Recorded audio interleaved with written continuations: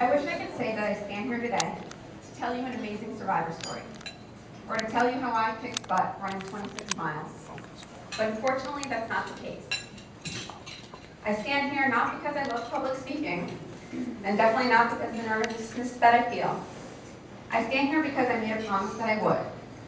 I stand here today as the voice of my sister, Jenn Esposito, who would have been here today making these speeches if she had things her way, because she was the brave one, and she's the inspiration to me and so many that I know.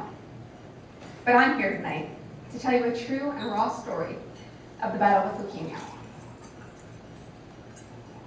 It all started 4th of July 2009, when we realized that Jenn had a terrible cough that hadn't gone away in months.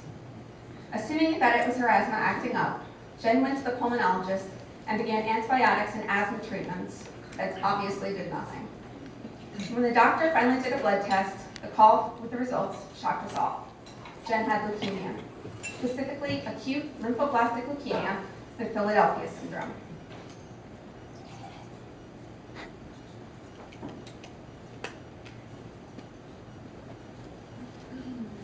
Talk about your world being flipped upside down, going from what we thought was asthma to being diagnosed with cancer in your 20s.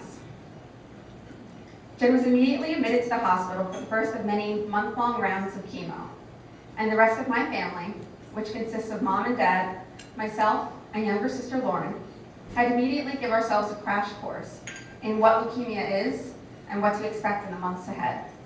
We will be forever grateful to the Leukemia and Lymphoma Society for being there for us and providing us with the knowledge of what we were up against.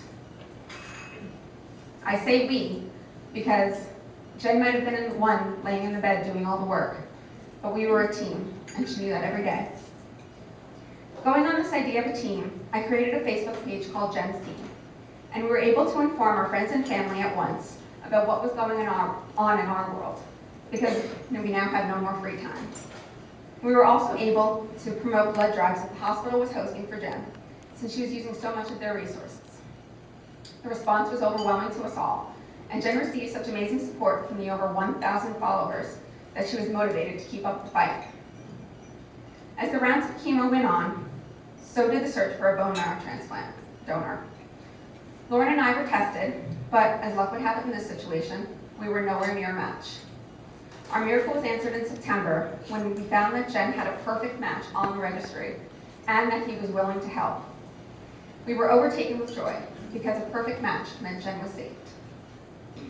Jenn was admitted the week of Thanksgiving to Sloan Kettering to start the awful preparation for transplant. The intense radiation and chemo made Jenn into a clean slate, and she received her bone marrow transplant on December 1st, 2009. And then we waited in the bubble, in masks and robes and gloves, through the holidays and until New Year's Eve, which was Jenn's 28th birthday, when the doctors finally said she was stable enough to continue her recuperation at home. 2010 was going to start off as the year we hoped for. Jenn finally being home after all these months spent in the hospital, and what we were all looking forward to the most, that things would be on the road back to normal. But the joy was short-lived, and within the first few weeks of the new year, we learned that somehow the leukemia came back, and it had survived after the transplant. And Jenn would have to go back to the hospital and start everything over from square one. A bone marrow transplant wouldn't work the second time if they hadn't the first. So the doctors treated leukemia the same as before to buy her time while they worked on getting her into a clinical trial that she qualified for. All of this took its toll, and with the inevitable complications came pneumonia that would take months to get rid of. During this time, between naps and medicines, Jenn made plans for the future. She planned road trips across country and European adventures and a trip to see the big mounts in Disney World. But most importantly, Jenn planned on being leukemia-free. She made Jenn's team official by creating a true team for the Light the Night Walk. October, being so far away at that point, would be her coming out party of sorts, walking across the Brooklyn Bridge and leaving the past behind her. The scary part about leukemia is that it feels like it has a mind of its own. Over all these months, it seemed to learn how to survive against the chemo, and it soon became too much for her body. Jenn went jaundice and then into complete liver failure, and the doctors decided that there was nothing more that they could do but to stop the treatments and to let her go. We sat together for 3 weeks, all of us, including Jenn, knowing what was going to be happening and not being able to do anything about it.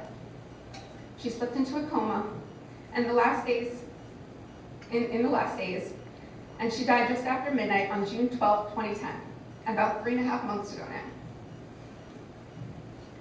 In the days that followed, we learned the true impact of putting Jenn's story online had made. People came from what felt like lifetimes past to pay their respects to Jenn. Her friends and teachers from the years through schools, the occasional ex-boyfriend, and complete strangers that had stumbled onto the website and followed it, all letting us know that they had forever been touched and would live life fully to honor her. A friend of Mom's from elementary school that followed the team had a team in training triathlon race in Maryland the day after Jenn passed. She ran with the thoughts of Jenn and shared her story with fellow runners. Mom was sent the finish line medal from a stranger because she wanted to let us know that when things got unbearable and she wanted to quit, she thought of Jenn's fight and it pulled her through. She said, "We chose to do this ourselves and now we are fine. We walk away tired but healthy." For Jenn and those like her who have no choice, we honor her today. And I, in the days that followed, called at the night and said that I would continue on for Jenn in the walk, and all because she made me promise to do so. When Jenn talked about the walk, I always said that I would carry her the whole way across the bridge if need be. But in her final weeks, she made me promise that I'd still carry on without her. And so my mission became to raise $11,000 to honor Jenn's 11-month battle with leukemia. Today, 3 months since starting fundraising, we have raised over $16,000. $5,000 of that was from the fundraiser we threw that Jenn had planned. And in 2 weeks tonight, Jenn's team will be crossing the bridge and fulfilling one of her final wishes. I hope Jenn's story hasn't been too sad, but instead a reminder for all of you that what you are doing with Team in Training does matter. Jenn's story is not unique. Everyone who battles leukemia deals with the same struggles and setbacks and heartaches. But with the funds that we raise through your efforts and mine, we can hopefully help the Leukemia and Lymphoma Society create the day that people don't have to suffer with the trials of leukemia. Whether we walk or run, our mission is the same, to create a world without cancer. And so tonight I'd like to leave you with a final thought. In Jenn's final moments before she slipped into the coma, she was saying her goodbyes, knowing that her time was approaching. The very last thing she said was to her best friend. And although she did not mean it in the literal sense, the double meaning works wonderfully here. Jenn pulled away from a hug and looked her straight in the face and said, "Just promise me no matter what happens, you never stop running." Thank you.